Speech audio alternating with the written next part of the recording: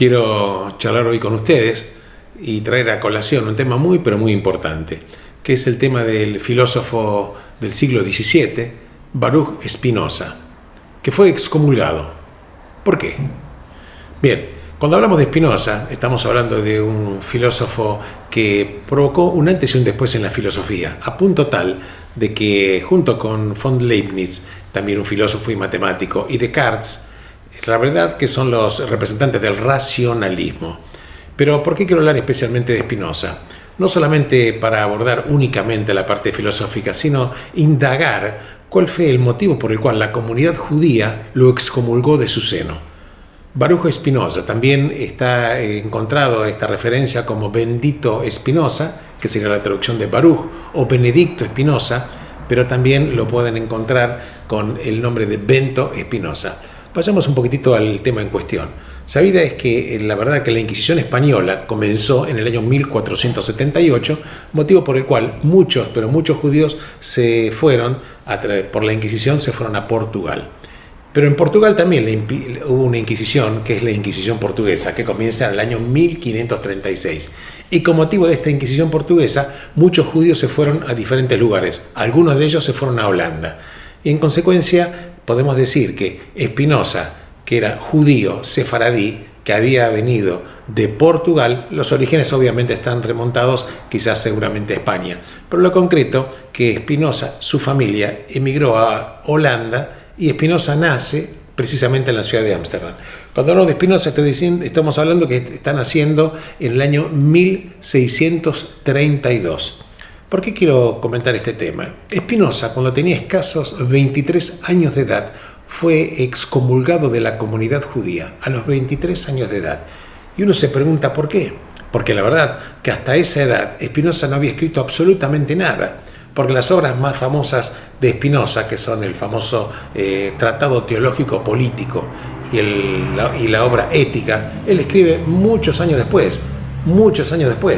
Entonces la pregunta sigue en pie. ¿Por qué fue excomulgado de la comunidad judía? ¿Por qué fue echado? Concretamente, con escasos 23 años de edad. Tenemos que ver un poquitito, indagar a través de los libros que él posteriormente escribe, para que nosotros podamos transportarnos en el tiempo cuáles eran sus ideas cuando él tenía esa temprana edad. La verdad que Spinoza habla de ciertos aspectos que eran totalmente contrarios a lo que es la filosofía judía. Veamos un poquitito. Spinoza, claro, decía que había un Dios, pero la verdad que no era el Dios un ser supranatural. La verdad que era naturaleza. Cuando hablamos de Dios, estamos hablando de naturaleza. Naturaleza y Dios, en consecuencia, es exactamente lo mismo. Esto es lo que se denomina el panteísmo. Pero veamos, Spinoza no creía en la llegada del Mesías, y sabemos que uno de los 13 principios de fe del judaísmo es creer en la llegada del Mesías, a punto tal de que Maimónides tiene escrito que el que no cree en la llegada del Mesías rechaza absolutamente toda la Torá. Spinoza, ¿qué decía de la Torá? La Torá decía, sí, claro que era un libro, pero que no era un libro divino, que fue escrito por los hombres. No solamente que fue escrito por los hombres, sino que fue escrito a través de diferentes épocas de la historia, y él se dedicó a tratar de demostrar que esto había sido así. Respecto de los profetas, decía que los profetas no tenían absolutamente nada en especial, nada de particular. En consecuencia decían que eran hombres comunes que sí, evidentemente tenían un nivel o una dosis mayor de intelectualidad y de cultura, pero nada más que eso. ¿Qué decía también Spinoza? La filosofía lo que trata de la razón, y la religión se convierte en simplemente aceptación. Pero la verdad, él decía que si la religión existe, cada ser humano tiene el derecho de interpretarlo a su libre albedrío. En consecuencia, podría haber una religión de una manera interpretada para una persona, de otra manera para otra, y así multitudinariamente. En consecuencia, todos estos cuestionamientos minaban absolutamente toda esta postura del judaísmo, En consecuencia, Spinoza finalmente, y después de ser advertido en varias oportunidades, finalmente fue excomulgado de la comunidad judía con un edicto de Jerem. Jerem en hebreo sería similar a lo que es expulsión, pero con una característica. Este Jerem tiene característica de ilevantable. Creo que es un Jerem con Shamta o Shamata, así lo van a encontrar. Quiere decir que una vez decretado este Jerem, nada ni nadie lo puede levantar, a punto tal de que su alma fue cortada del pueblo judío. Es una pena terrible que le fue colocada, y se prohibió este decreto de expulsión, que fue escrito en portugués. Se le condena a que las personas de la comunidad judía no pueden hablar con él, no pueden leer los escritos de él. Si bien es cierto, insisto, que él todavía no había escrito nada, pero ya el decreto de expulsión decía que se prohíbe que se tenga contacto de él. Nadie podía estar a menos de 4 yardas de él, nadie podía leer absolutamente nada de él, nadie podía tener ningún tipo de contacto. En consecuencia, Spinoza está reducido al ostracismo y a la soledad total y absoluta.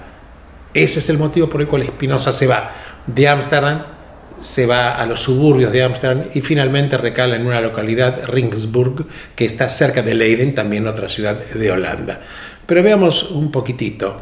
La postura que tuvo Spinoza no solamente fue revulsiva o fue rechazada por la comunidad judía de Ámsterdam. Quiero comentar que dentro de la Keilah, o la comunidad judía de Ámsterdam, también estaba su padre, que era Miguel Spinoza. Pero la pregunta sigue en pie. ¿Por qué tal cisma? ¿Por qué tanta situación? ¿Por qué tanta condena? A punto tal de que el mismo edicto de expulsión dice que sea maldito con todos los castigos del cielo. Prácticamente lo condena al infierno. ¿Por qué? Por supuesto que estos aspectos que le opinaba Spinoza obviamente estaban en contradicción con lo que era la postura judía. Pero también es cierto que veamos qué estaba pasando primero en la familia de Spinoza y qué estaba pasando fundamentalmente en los judíos que habían venido de la diáspora de Portugal recalando en Holanda. Posiblemente algunos antecesores de Spinoza y antecesores de los judíos, algunos de los cuales estaban en la comunidad o en la Keilah de Ámsterdam, en su momento quizás habían hecho una herejía o apostasía o renunciado al judaísmo para adoptar el cristianismo por una cuestión que no critico, simplemente describo, para salvar sus propias vidas. Posteriormente reingresaron al judaísmo. En consecuencia, Spinoza, al mostrarse con esta postura de pensamiento, hacía recrear de alguna manera la apostasía que quizás muchos judíos que habían venido de Portugal también habían efectuado, o ellos o algunos de sus antecesores, y el espejo que estaba exponiendo Spinoza no podía ser tolerado. Este es un motivo. Hay otro motivo eventualmente también que creo que es absolutamente cierto y que no puede dejar de ser charlado con ustedes. ¿Y qué es lo que estaba pasando también en el siglo XVII? En el siglo XVII también aparece lo que se denomina el falso Mesías, el sabateísmo, que el nombre viene de Sabbatai Tzvi. ¿Quién era Sabbatai Tzvi? Una persona que se autoproclamó el Mesías en Turquía y fue incluso anunciado así por un tal Natán de Gaza. Y en consecuencia, la verdad que esto tenía un predicamento muy grande, tenía un montón de seguidores, miles de seguidores, no solamente en Turquía, sino en muchos países de Europa. Obviamente, finalmente, Sabbatai Tzvi renuncia a su judaísmo, es encarcelado por las autoridades de Turquía, que en realidad no se llamaba Turquía, obviamente era el Imperio Otomano en aquel momento, es encarcelado y finalmente él cambia el nombre, Sabbatai Tzvi, se convierte al Islam y se convierte al Islam con otro nombre que era Efendi. Lo concreto es que también en consecuencia, cuando el mundo judío ve que el supuesto Mesías, que era un falso Mesías, renuncia al judaísmo, también provoca un tema terrible. Y también había en consecuencia en Holanda personas que también fueron excomulgadas.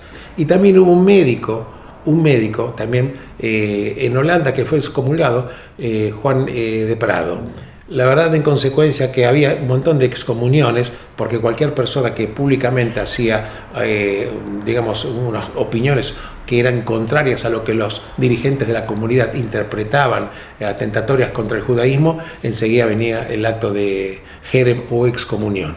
La verdad que la presencia de Spinoza tuvo una fuerza tan enorme, que a punto tal de que Henri Bergson, que es una persona, un filósofo francés, que ganó el Premio Nobel de Literatura en el año 1927, dice que todos los filósofos tienen dos filosofías. Una, la filosofía propia, y otra es la de Spinoza, para darnos nosotros una idea de la importancia que tenía Spinoza. Quiero charlar con ustedes también que Jorge Luis Borges, el maravilloso escritor, era un admirador de Spinoza, a punto tal de que escribe un poema. Este poema, que se llama Spinoza, en una parte, digo simplemente lo quiero charlar, porque dice: en las frías tardes, las translúcidas manos del judío tallan los cristales.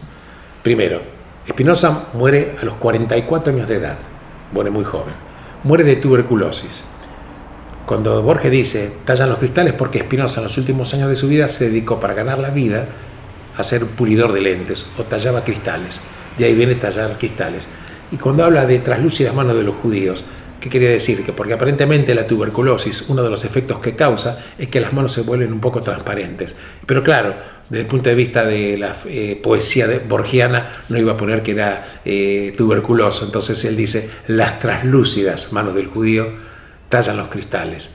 La verdad que Spinoza fue totalmente excomulgado, pero en realidad Spinoza también tuvo otro castigo terrible, porque lo que él opinaba tampoco fue aceptada por las iglesias cristianas que fueren, llámese los protestantes o los calvinistas o los luteranos, incluso la Iglesia Católica.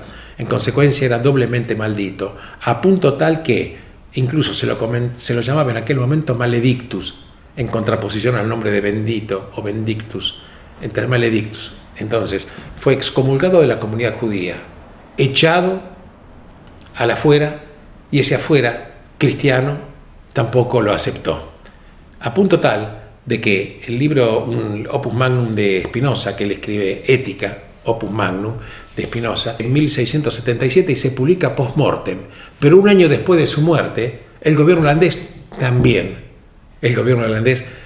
lo prohíbe. Este fue la historia un poquitito acotada de Spinoza, pero la verdad que cabe preguntarse: ¿Spinoza creía en Dios? ¿Spinoza creía en Dios? Yo simplemente digo que Spinoza no era un ateo.